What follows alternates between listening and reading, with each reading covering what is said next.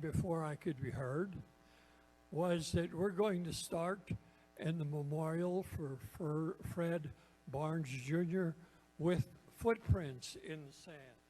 If you have never heard this, it'll move you. If you've heard it, it'll move you anyway. I dreamed I was walking along the beach with the Lord, and across the sky flashed scenes from my life. For each scene, I walked 2 sets of footprints in the sand. One belonged to me and the other to the Lord. When the last scene of my life flashed before us, I looked back at the footprints in the sand. I noticed that many times along the path of my life, there were only 1 set of footprints. I also noticed that it happened at the very lowest and saddest times in my life. This really bothered me, and I questioned the Lord about it. Lord, you said that once I decided to follow you, you would walk with me all the way. But I have noticed that during the most troublesome times in my life, there is only 1 set of footprints. I don't understand why in times when I needed you the most, you should leave me. The Lord replied, my precious, precious child, I love you and I would never, never leave you. During your times of trial and suffering, when you saw only 1 set of footprints, it was then that I carried you. And you can trust the Lord to carry you at this time of memorial because he promised every step of the way. Father, we pray that you will bless this day as we remember Fred Barnes Jr. and that you'll bring rich and full memories to our heart and mind. We pray in Jesus' name, amen. In the back are some sheets in memory of Frederick Havens Barnes Jr. And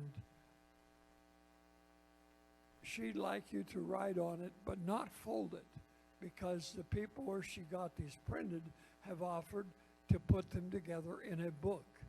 So be sure and grab one before the afternoon's over and write some good memory, and it will become a keepsake. All right, we now have Fred and Lenny Joe are going to come and share. You lost her? Well, you can come and start Fred, and she'll come and join you. I bet you have had that happen in life before.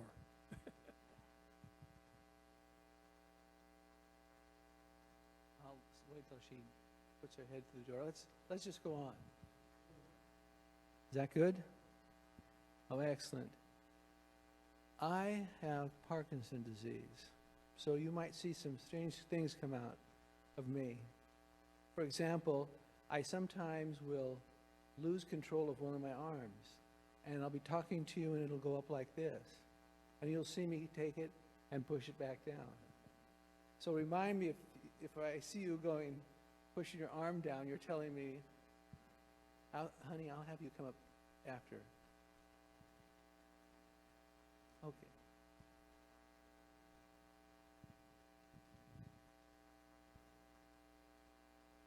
"53 years we've been together.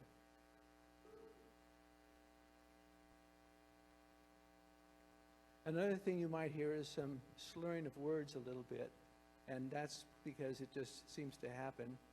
And I'll do just funny things, so bear with me. I had the interesting thing happen to me right after my son died. My wife and mother, who went with you? And Lisa went home after we had the pronouncement of him being dead. And the next morning, I was sleeping in, and I got a call coming in, and it was really early because they had gone to her house, and I was alone. And all of a sudden, I realized this phone call was ringing. So I picked it up, and I thought, this is not my phone. I lost track of it because it was I was just getting out of bed. And so I looked around and finally looked at the number that was ringing on the phone, and I noticed it said Fred Barnes Jr. Was I getting something from heaven? I didn't know what was going on. And then it finally dawned on me that that might not be my phone, but my wife's phone. And that's what it was. I thought it was a direct call from heaven. And I thought, that's neat. And I like, when I go through, sometimes when I was teaching, to do a program where people get to understand their temperament. And I remember when Joyce Helen was having her service here she was in her 40s, something like that. And it was interesting. She had her dad talk. She was gone, but her dad came up to talk about her. And what was interesting about it, he asked her, what do you want to be when you grow up? When she was 4 years old. And she said, in charge. That's what she wanted to be when she was 4 years old. And she, as you know, that people that go to this church, was having 2 lessons a week, sometimes 3, and she kept to herself, and she was a driver. And then on the other end is the opposite of that is amiable. And I've met people that are amiable, but if I want to find out what my son Fred Jr. was, he was analytical. And some of you might be married to an analytical person, or you recognize this in yourself. But the analytical was in Fred. And it was wonderful to have him, because he loved to do things like figure formulas out and different answers to questions. And he was just a great guy there. And the one to the left of him would be someone that is outgoing. And I have to go back and say my daughter Jana, raise your hand so they know who you are, is Fred's twin sister. But she was always of that group when they were together. Jana was always driving where they were going to go, and it was so neat to have her in that position. And then Fred was more on the analytical, so the polar opposites. But as we worked through this, it turned out to be wonderful. And I'm going to miss my analytical Fred, because in my Parkinson, he would help me out. I would be talking to someone and miss saying something or missing a thought, and he'd make it for me. And that was what I was expecting to happen to me the next 20 years of my life, was having Fred at my side, just interpreting for me when I forget something. And the only thing I'm delighted about is I know he's in heaven, and I'm going to get to see him someday. And he was just a wonderful, wonderful guy. And I'm just going to miss him. People ask, how you feeling? It's surreal. I'm not sure how I'm feeling. But it's precious to have the memory of him in my heart always. And when I see a driver like he was, an analytical like he was, figuring something out or knowing the answer to something that you wouldn't normally have. Jana doesn't remember this, but when they were in high school together, there was 2 of them, a female and a male, and they didn't necessarily get in the same classes. But one time they did get, and I mentioned this to her, and she says she doesn't remember this one, but she got into a class, and she was observing Fred Jr., and he was kind of laid back in his seat, and the question that was asked, no one was tackling it. They tried to come up with the answer to it, and it just couldn't work. And so she heard him go, I got the answer. And that was so neat, because she was... Was it none of the above? Or something like that? No, that was it. But just, she had the answer. I forget what the question was, the teacher did, but she didn't have a clue, nor did anyone else in class. And that was just him. Matter of fact, when he was a young boy, he was mechanical.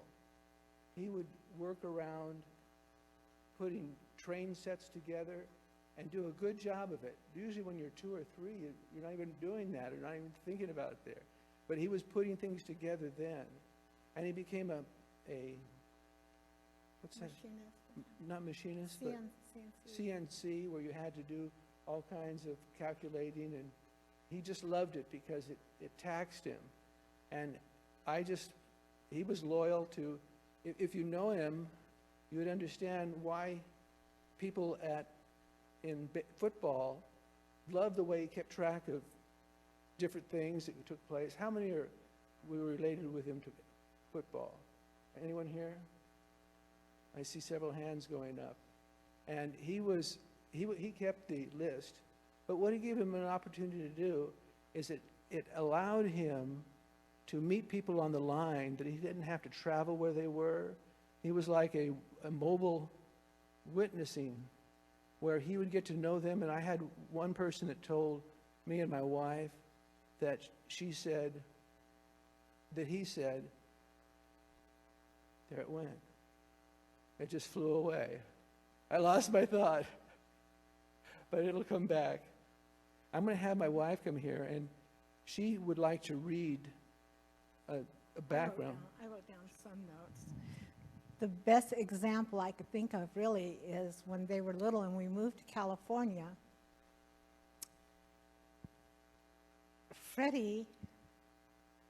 Jana found a snail and said, "Oh, isn't this sweet?" And Freddie went over and stomped on it because he knew it was a creature. Keith went over, picked it up, and ate it, and the doctor said he's a gourmet. But Freddie was our first son, born a twin to his sister Jana. They were very close in spirit. All the teachers said how close they were. His first toy was a small blue football, and his sister was his cheerleader, always one step ahead, coaching him to, "Come on, Fred," and how to talk. As I think about it now, he always had a passion for football. And Jana, was it a song or a cheerleader? She went into that. And I just figured, football's going to be more expensive and only one can go. But with their brother, when their brother Keith was born 13 months later, they would help Mommy fetching diapers, bottles, dancing and singing, sharing toys. As they grew into childhood, we would watch Freddie pause and help his friends out and share just about everything he had. When he graduated high school, he started at San Jose State for just a short time, then went into trade school. He became a machinist and learned CNC on computers. He met a girl online with the same interest in football and music, and they hit it off. But when the telephone bill reached $800, I said, "We got to put a stop to this," which he eventually paid it off, so I knew she must be someone very special. The following Thanksgiving, right after our dinner together, he announced that he met his soulmate, the girl of his dreams. And he was leaving for the airport, showed us the tickets. He showed it. Now, this was a kid that really didn't date much or go out, never party. He showed us his tickets and said he was old enough to make his own decisions. He would call us from Florida. Now, Florida, that's across the country. We were shocked as he said, "Maybe I should have told you earlier, but I love her and I'm going to meet her family and hope to marry her." I said, "Freddie, you don't really know this girl. First of all, is she a Christian?" "Yes, Mom. And I know enough about her from talking with her for, months." I argued, "But you don't really know her. She could be an axe murderer for all you know. Where will you live? Are you moving to Florida?" That was the first time I lost my son Fred to someone. Lisa then became my best friend, and our whole family went to Reno to see them get married in a small chapel. Church. In his early 40s, he contracted melanoma cancer.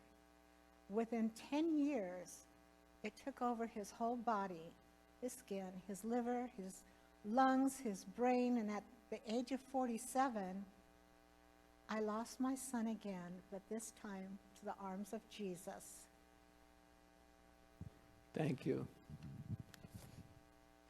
You're going to have to help me down. We have Jody and Haiti to share.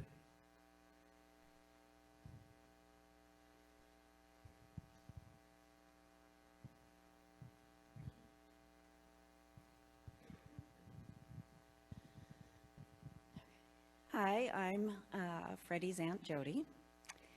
And there's several things that I can remember. The first of which is when the twins were first born. I can remember getting, excuse me. I was at school, and I remember getting a phone call, and I had to go into this closet to actually hear what was going on, and that's where the phone was. And I remember being told that the twins were born and being so excited. I kind of lost my enthusiasm, though, when my sister came to stay with us with these two new babies. The first part that kind of annoyed me was that I had to sacrifice 2 of my dresser drawers for them to sleep in. But as time went on, and I got to know them a little bit more, Lenny and Fred had actually moved away. And when they came back, I spent a lot of time with them, taking care of the kids on weekends and things and taking them to different places. One of the things that I thought was so cute, though, was the way he said popcorn. It was one of my favorite foods, but he always said, Papa Cairn. And it was just so precious. He was the only young kid that I ever knew that loved to read the encyclopedia. He was always so interested in learning new things and knowing all things. But as he grew older, we spent a little time together, and I can remember taking the kids one time to the Renaissance Fair. But before we went, I wanted to make sure that the house was clean, so I had everybody with their jobs, and Freddie's was to wash the counters. So he grabbed the bottle of Palmolive and started decorating the top of the counter with it. And I was so upset because I knew it was just going to take forever to clean all of that Palmolive off of the counters. So I gave him one sponge, and I said, okay, have at it. And I remember him asking his brother Keith, well, how would you do this? Wouldn't you just grab a towel and wipe it all off? And I said, well, yeah, that would have been, the smart thing to do, but that's not what you're going to do.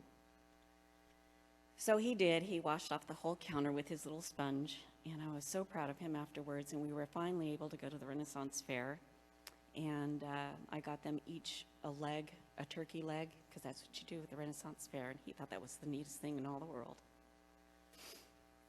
And then later, I remember him spending time with me, because I had a new apartment, and I had each of the kids stay with me for some time, just over a weekend.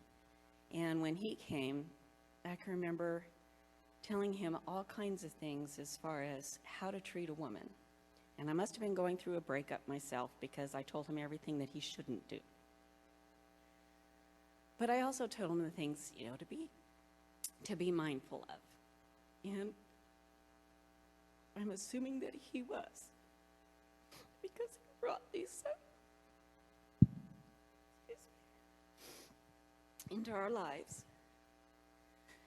And when he did go out to Florida to see her, pick her up, and bring her home, I was actually living in Kansas at the time.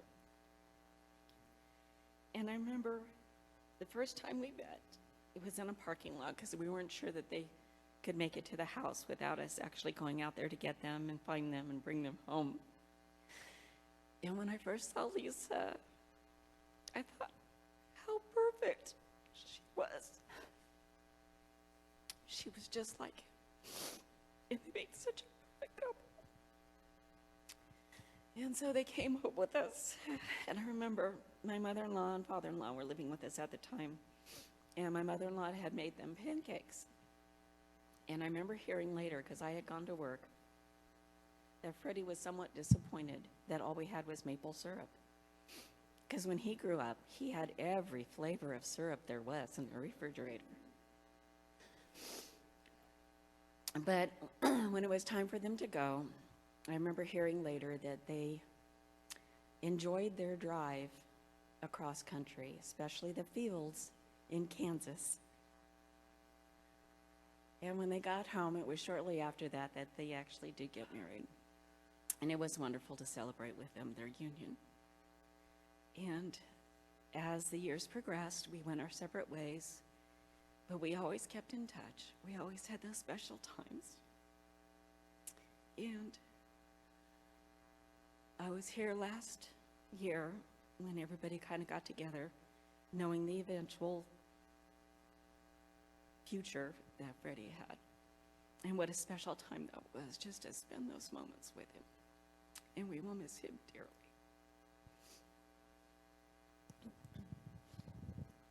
Hope I can read my own handwriting. Okay, well, what can I say about Freddie? I've known him for as long as Keith has been with my daughter, Christina, about 27 years. I found Freddie to always be well-mannered, a respectful, and very intelligent young man. Freddie was very passionate, as you know, about football. So am I. He and I were loyal 49er fans. And it was all good. And then came Lisa. And as I say, love has a way of making us do very different things. So, of course, he converted to what? The Jaguars. And he left my Niners forever. But his love for Lisa made it all special.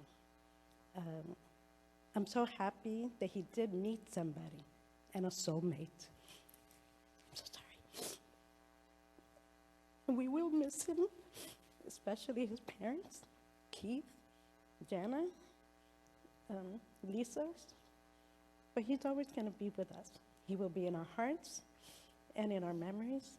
And when we see people that exhibit his characteristics, of course we will remember Freddie, because we'll all say, that's what he would have done. So I'm very grateful that I got to meet him. Of course, Keith, who married my beautiful daughter. Lenny, Joe, and Fred, wonderful couple. Jana, amazing. Little girl's amazing. And especially you, Lisa, because you brought the light in his life. Okay? And we are all here for you.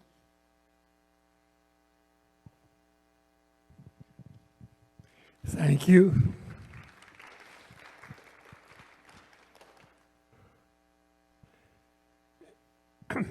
And this time we've got sibling talk, Jana, Keith, and Christina.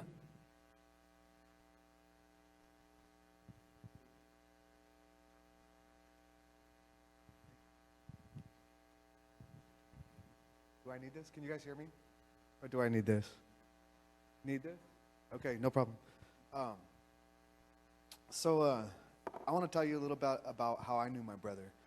So I've been in the Army for the last 23 years. So during that time, I haven't really had a whole lot of close time with my brother, except for maybe a phone call here and there or a visit. I remember most of my brother's childhood. And as children, when we came up, Freddie used to get picked on. He got bullied. And it wasn't because he was chubby or because he was goofy looking. You guys saw the pictures, right? He was a gorgeous young man. But it was because he was so freaking smart. He was so intelligent, and it made people so jealous. And they always picked on him. And even though I was his little brother, I was always the one that defended him. And I was always the one that fought for him. And I was always the one that protected him. And in January, I couldn't do it. I couldn't be here. I was 3,000 miles away.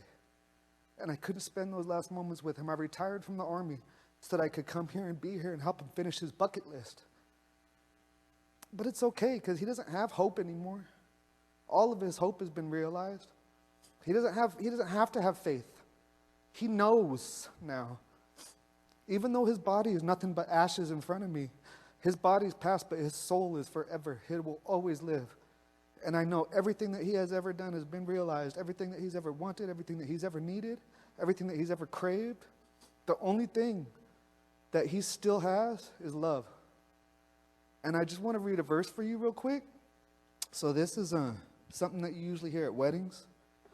Sometimes you'll hear it at baptismals for adults often. But you rarely hear it in a situation like this. And this is from 1 Corinthians chapter 13. And you'll usually hear 12 or 13 during a wedding. But in 13 it says there's 3 things that last forever. Faith, hope, and love. And the greatest of these is love. And why is that? Because he doesn't have hope anymore. We still have hope. The hope still lasts forever. He doesn't need to have faith anymore. We still have faith. But what lasts forever for him is love. And that'll always last. I want to describe my brother. But I want to do it by asking some questions of you guys. I don't know how well you guys know him, because in 23 years, the only familiar faces I see is my family here. I'm sure you guys were all very familiar faces to him. But let me read you a couple questions real quick, and I don't expect too many hands to go up at first.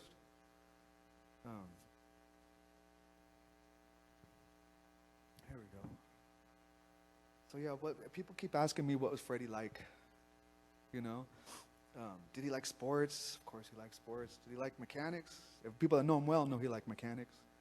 But I want to ask a couple questions of you. Has anybody, just raise your hand, has anybody ever seen Freddie go out onto a football field or a basketball court or a track? Raise your hand. I have. I played football with my brother. Has anybody ever seen him build something from scratch, like build a table? There's 1, 2. Has anybody ever seen him fix a car?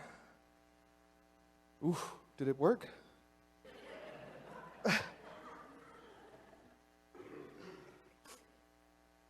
Or build anything. You know, and those aren't the things that describe my brother. Those are some memories that I have. But if you could stand up, if he ever made you smile. Anybody? Has he ever made you feel love? Has he ever given you a big hug? That's my brother. That's what's alive. Forever. It's not about the little things that he did or his super intelligence. Because he was super intelligent. When we were kids, that's what I learned from him. He taught me adversity. He taught me how to be strong because these people are picking on him. And no matter what, he overcame that. And he was always successful at everything that he did. That's my brother. And that's why he's able to reach out and touch you and give you that smile and give you that feeling. The only thing I wanted to do was give him a big hug. And I can't do it now. I'm 2 weeks too late. I retired 2 weeks too late to be here and hold my brother.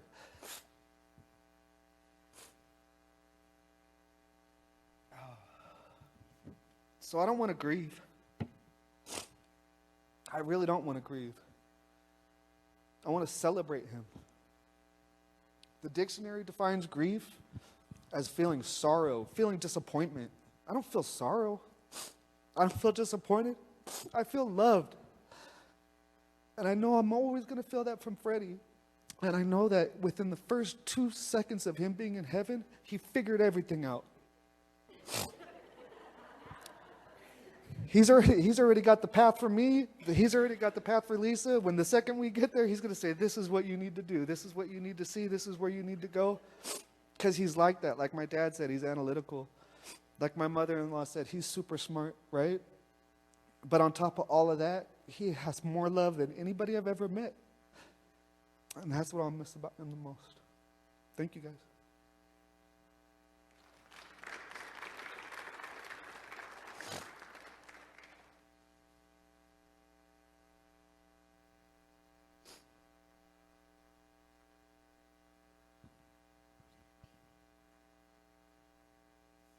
Hi, I'm Christina, Freddie's sister-in-law. Oh, I'm Christina, Freddie's sister-in-law. I didn't write anything because I just wanted to let you guys all know. When I met Freddie, I was 17, and I was first a firecracker in this family. And he didn't know how to take me because I was loud, and I thought I knew it all. And of course, he thinks he knows it all. So we would butt heads when I was younger, and he would tell me, one day you're going to see that I'm right. And I was like, whatever. When we told him that we were getting married, he thought we were too young. He thought we were naive about life, that we didn't know what we were doing. And I would tell him, just wait and see. We'll be okay. You'll see that we'll be okay. We're not going to be like the other young couples out there, don't know what they're doing. And he's like, whatever. You'll see what I see. So my goal was to prove him wrong. 27 years. I'm the person in the family that calls everybody because I stay home and I'm bored sometimes.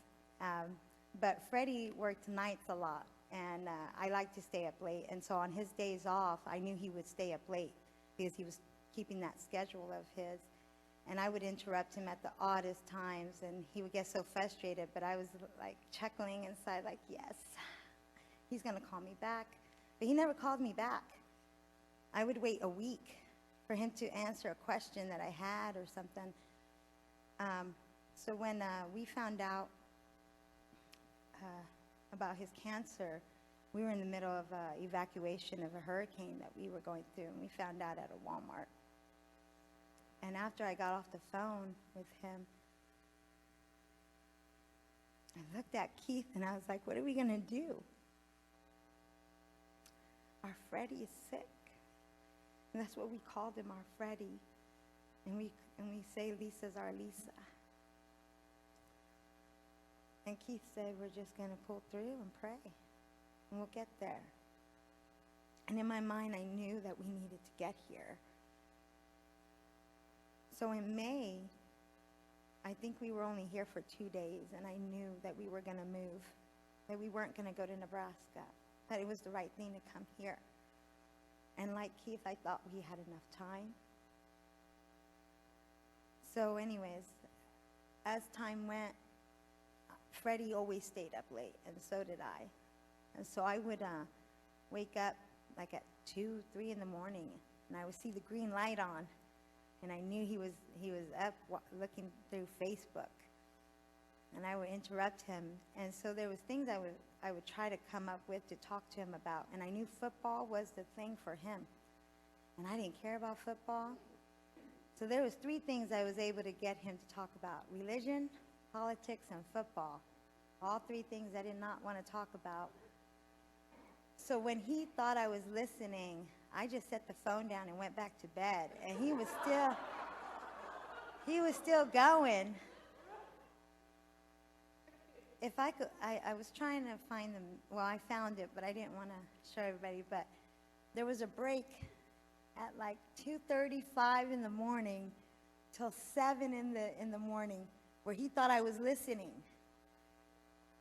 And at one point, he's like, hello, are you there? Hello, hello. And he realized I was asleep. So the next night, I was like, hey, what's going on? He's like, yeah, whatever. You're not going to, you don't care. But that was him. I'm going to miss his smile. And I'm going to miss him saying Taylor and Avery's name. I'm going to miss him asking me questions about them. I'm going to miss him asking just random stuff about Puerto Rico that he thinks I know all the answers to, and I don't. I'm Puerto Rican, but I don't know all the answers.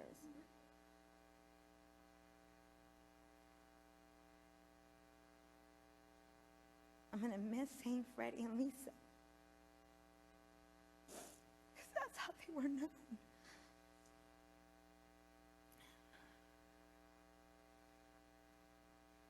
He was a great person. He was hard-headed, but easygoing at the same time. I'm going to miss his quirky talks about food. He was really picky about his food. He really hated mushrooms. And I always snuck it in there, and he never knew the difference. He really didn't. He didn't know the difference. But I just wanted to let everybody know that he was just a great man. And Lisa and I have said this for years. They don't make the Barnes Boys anymore. They stopped when they made Freddie and Keith. They had a great example of what it is to be a man, because they have a wonderful father. And they have a great mother who taught them what it is like to treat a woman.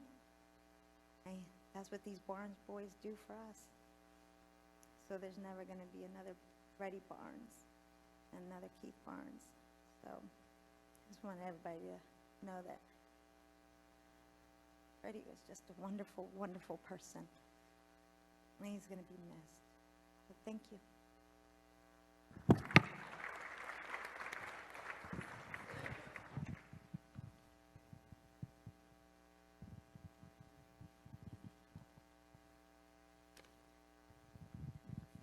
Hello, I'm Jana, the driver twin.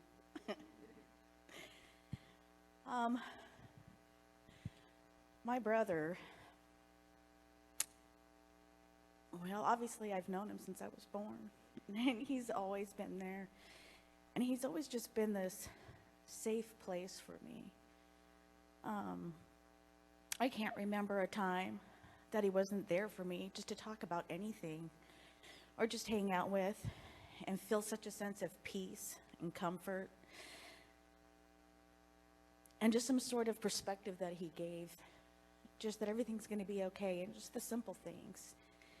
He didn't get wrapped up in a lot of the things that I did. Fred just had a way of being Fred and getting into the things that he got into and he liked, and he didn't let other things get to him the same way. And so it was always just real nice being around him. A big part of why it was so fun to be around him is his sense of humor. And when we got together, that analytical sense of humor, and well, I guess my sense of humor too, being a little bit opposite, oh my gosh, we would have so much fun and just get into these super deep discussions. I mean, I don't know how many people here have gotten into a discussion with Freddie, but he could go deep. And it was just about anything. So if I had stuff on my mind, I can ask him. I would come to him with my schoolwork, and he would help me and go deep, or just anything I wanted to talk about. But he'd be funny too. Yeah, I just remember having so much fun with him. He was so smart. And then he met Lisa, who was just such a perfect partner for him, and just so smart and funny too. And I'm just so grateful that because of Freddie that you're in our life, Lisa.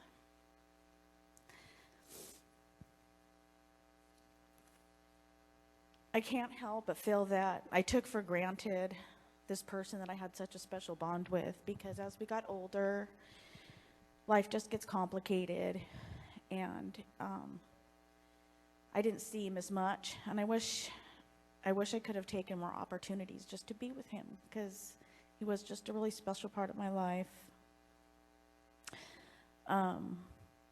It was really nice, though, in the last 6 months, I was able to spend a lot of time with him. I had a summer break from school, and then I had like 3 months of an online course, and then there was a big, long Christmas break. So I just got this opportunity to spend a lot of time with him and go Christmas shopping with him. And it was just really special, and it was a chance to see just how much I loved him, and how Keith was talking about, you know, it's the love that we remember. I'm so grateful for that time, because I was able to see how much he loved me too. I remember leaving, and one time after we had went I was just up there hanging out with him, and then he was like, "That was so much fun, Jan. Are you going to come back? When do you come back?" And you know when Freddie says something, it's sincere, and he means it. And that meant so much, and I'm glad I got that. And one last just little story that I remember about Freddie and him, he's so funny. I remember one of the stores we went to, we were Christmas shopping, and it was really cute too, because the whole time we were shopping, he wanted to find the perfect gifts for Lisa, and there had to be, I guess you guys wrap gifts, and then ahead of time, they open it for each day until Christmas, and so he had to have just the right gift for just the right day, and he just cared so much. It was so funny. But then I remember we went to Big Lots, and we were shopping, and he was tired, and he was out of breath. But like Freddie was always Freddie, like you couldn't even tell like he was sick. But even though, and he was tired, he gets up to go pay for whatever it was. And the guy says, "Do you have your Big Lots card?" And Freddie's like, let me see. And he starts looking in his wallet. He's like, "I have a Rite Aid card. Will that work?" And he's like, and he just kept this straight face. And I'm thinking, oh my gosh, how embarrassing, but this is great. Because he just kept going. And at first the guy was like, not sure, but then it's just for his sense of humor. And then he's like, "Oh, well, Macy's card, will that work?" And he's like, wait, here oh no, that's a gas station card. Will that work? I mean, and I think he got all the way to like one of those punch cards from Subway. And he was just messing with this guy kind of sort of, but he was serious, and he was just funny and quirky. And he finally did find it and paid for it. But that's my brother, and Freddie, I miss you, and I love you, and I'm glad you're somewhere where you found peace, and I'm going to miss him a lot. Thank you.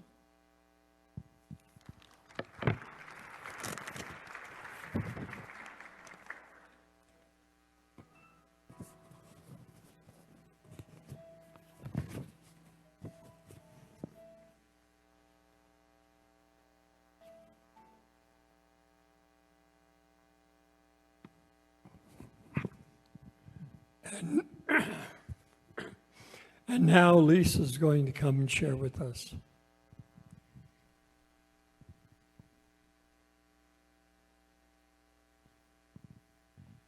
Hi, everyone. First off, thank you so much for coming. I know Fred touched us all in different ways, and I just wanted to share the story. You've kind of heard a brief story of how we met, but I wanted to share a little more. It was back in 1995. I was living in Florida, and Fred was living in California. We both belonged to this social media site. It was kind of similar to AOL. It was called RockNet. It was about rock music. We both liked rock music. I was a moderator of their message board, so I was on it quite a lot. And there was this guy who called himself Machinist, who kept trying to chat with me, or Sunshine, that was my name. He was always very nice, but very persistent. Unfortunately, because of my moderator duties, I didn't really have a lot of time to just chat with people, but he kept trying, and so one day I found myself not really busy, so I decided to chat him up, and he was very excited. So as we began chatting online, we just realized that we did have a lot in common. Not only our music tastes, but our outlook on life, our religious views. As everyone has told you, he was very easy to talk to, and he loved to get very deep about very many different things, and we could talk for hours, and we did. Someone mentioned the phone bill. After a couple months of chatting on the computer, we finally decided to start chatting on the phone. We again would talk for hours and hours, and would rack up quite a phone bill, and we realized that we were beginning to care quite deeply for each other, even though we had never met in person. So all we had was communication, and when I described it, it was like meeting someone from the inside out.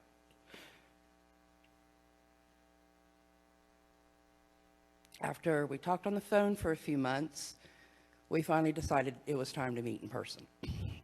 And I told him, he was living in California, I was like, you're going to have to come to Florida, because no matter how comfortable I feel with you, I'm not flying across this country to meet a man I met online. So he decided, I was with my sister, and he decided to come to Florida.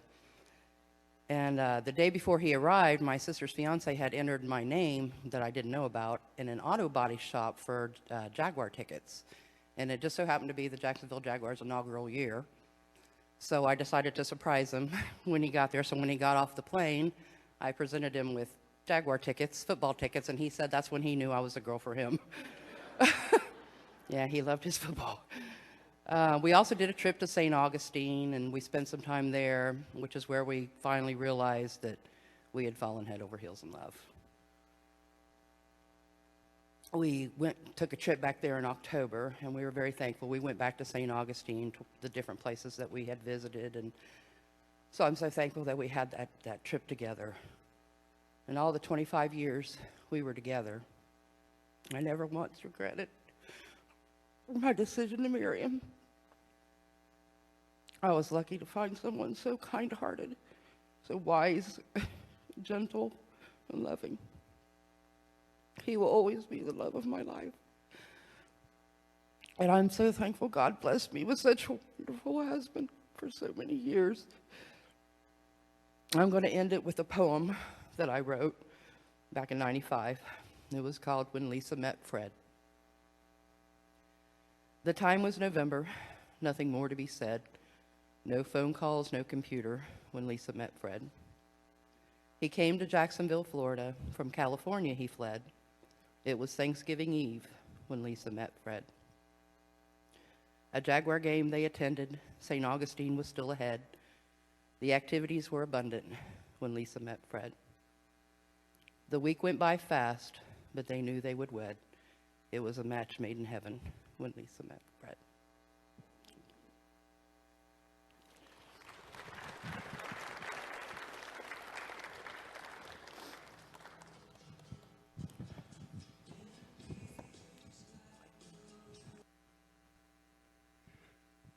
I didn't get to know Fred down here, but I'm looking forward to getting to know him up there.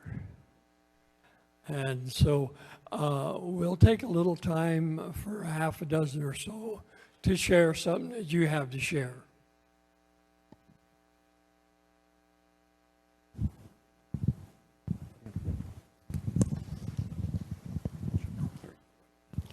I'm Ryan. I worked with Fred quite a bit, and it was actually really nice to go into a shop and find someone that knew more than me. He was an amazing machinist, help you anytime you needed a hand. You can snap a tap off in a hole and freak out, and Fred would be right there calming you down. You know what I'm saying? You know, hey, we'll just go grab some carbide. That's what we save them for. We'll chop it out. We'll do it over again. An amazing programmer. Then we became friends. And, you know, over the course of probably 3 years, I got to know him and Lisa very well. And they helped me when I was at a low point in my life. And I'll never forget that. Thank you.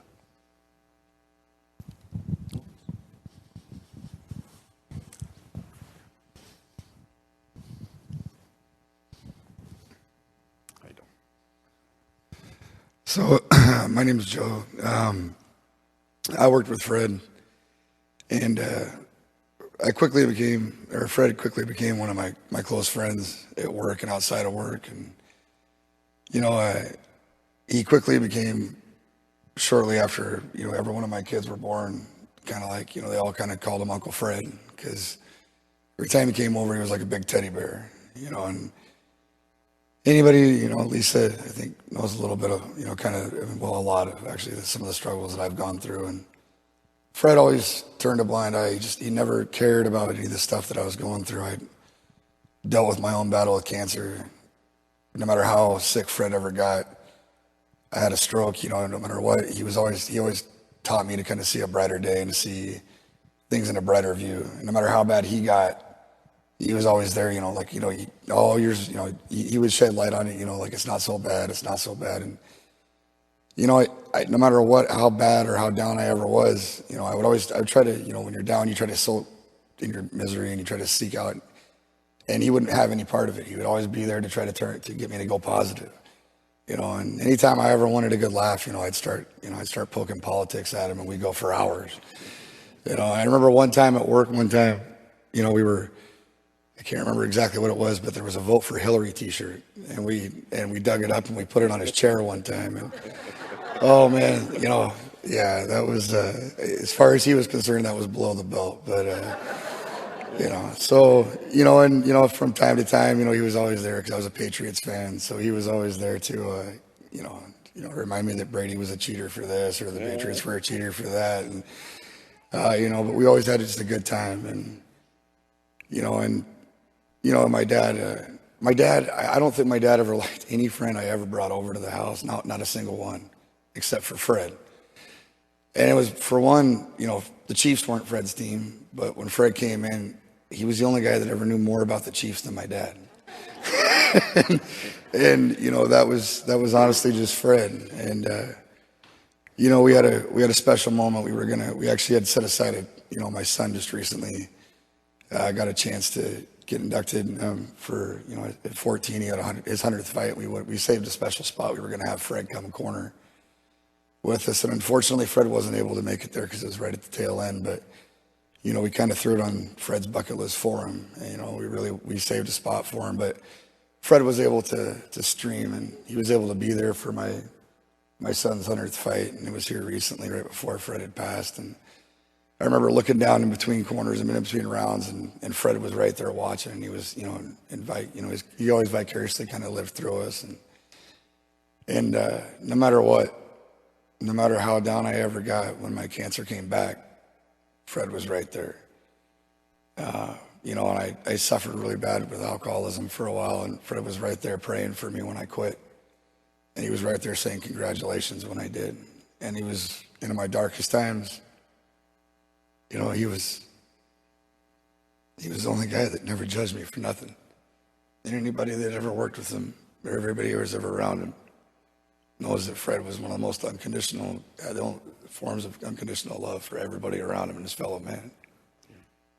And I'll always love that dude like a best friend, no matter what. I don't think I've ever seen any more positive person in my life, even until his last day. You couldn't paint a frown on that guy's face.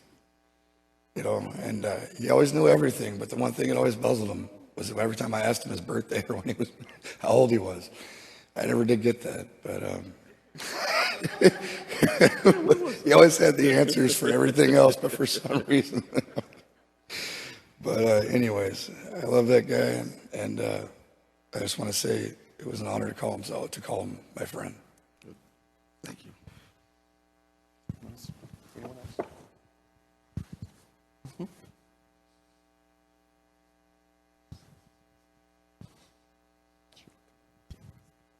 I'm just going to say it.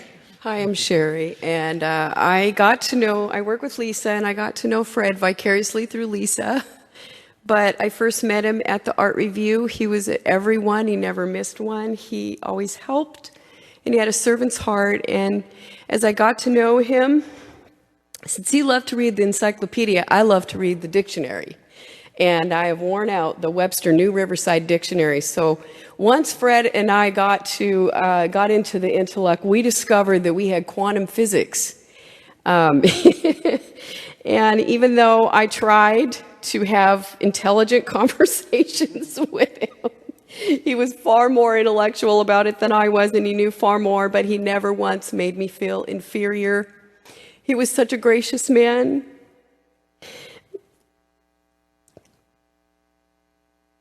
It was so kind. When I finally met him, I could tell in 15 minutes what kind of a man that man was. I could tell that he embodied the love of Christ. And Lisa shared that not once in 18 years of marriage had he ever mistreated her, and I believe it, having met him. I felt safe in his presence. And I like this picture of Fred. It reminds me of the verse, "Look to the rock from which you were hewn," and I would say that that man was hewn from the rock of Jesus Christ. And it hurt when I when I heard the news. It hurt. Death hurts, but this one hurt the most. And I'm looking forward to seeing him in heaven. Jesus. Thank you. Anyone else? Anyone?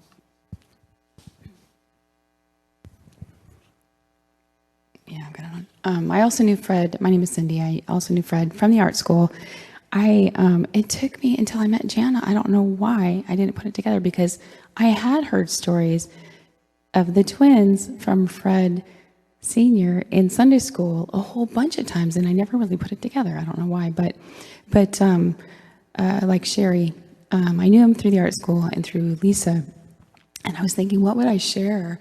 Because every review, literally every review, but also he was there every Wednesday before the review.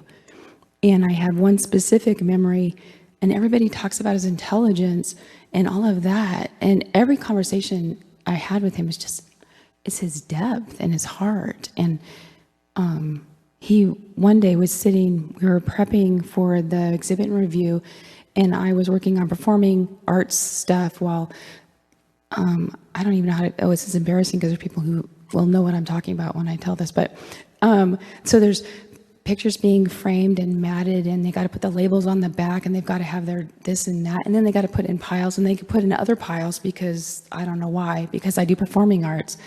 But while all of this chaos is happening and just basic cat herding is happening, he's just sitting there calmly. Meanwhile, I'm at my computer and I'm yelling at it. No, drop the drag, drop him. No, you're supposed to record. You're recording this now. And I'm yelling at this computer. He's completely fine. He's just sitting there. He's happy. He's everything. And I'm yelling at this computer. And everybody around this sitting at this table, I have like handfuls of these thumb drives to try to load on to get ready for this review. And I'm flipping out, and people are running around, and he's sitting there, and I look over and he's calm.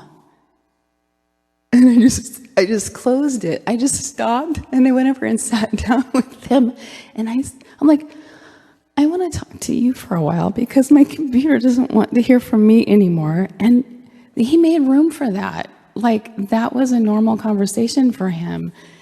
And that's how he was. He just made everybody, he's in a room full of artsy folk who he could have at any point in time said, you know, if you just did this, you might be a little quicker and more efficient. He never did any of that. He didn't worry about that and how it got done. He wasn't going to fix anything. He was just going to be present. And one of the things I really appreciate and try to live by is that you want people to feel seen and heard and valued and loved. And he had every right to maybe judge or critique or help or fix any one of us in that room at that time.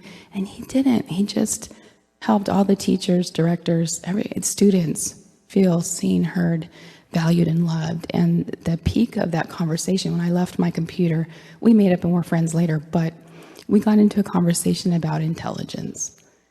And he started bragging on Lisa's intelligence and how she had to create this system of administration and all the things she does. She had to create it to fit her, how she organizes. And he could intricately describe it, but it wasn't what he said, it was how he said it.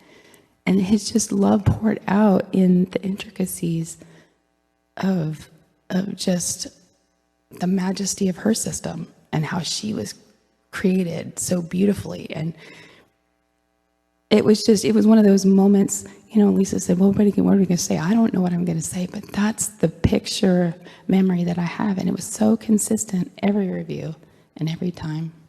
So we'll all love him and miss him. And I know he loved you dearly, and all the students and everybody touched it clearly from all the stories. He's been a pretty consistent person. We have a fellowship dinner waiting, so you can continue to share your memories with one another. And I'd like to just close with what Jesus said. Jesus said, my peace I give unto you, my peace I leave with you, not as the world gives, give I unto you. And he said, not like the world gives. World gives peace when everything's going right. But the Lord gives us peace even at a time like this. Peace that passes understanding. I looked up the word peace in the dictionary, and the dictionary, first of all, said it was a state of quiet tranquility. Well, that's true, but that's not the real meaning. Second one, it says a state of reconciliation. Yeah, that applies too, but that's not the real one. The third one, it said freedom from mental agitation. Well, that's true, but that's not the real one. The fourth one, they really hit it right. They said spiritual content, the peace of God, peace with God. And that's what we have, is the peace that's from God, the peace that's with God. And now we'll pray for the fellowship dinner. Invite you all to stay. Got a lot of good food waiting. Father, we just pray that you will touch every heart here with peace. If they don't have peace with God, I pray that they'll find peace with God. But Lord, let us have peace with one another and peace with God. And bless now the fellowship supper as we continue to share good memories about Fred. We pray in Jesus' name, amen. And remind you to write on the slip. Don't fold it, leave plain, because they've said they'll make a book out of it. So write your memory down. Lord bless you. You go out to the right and you'll come to the fellowship hall where we got good food waiting.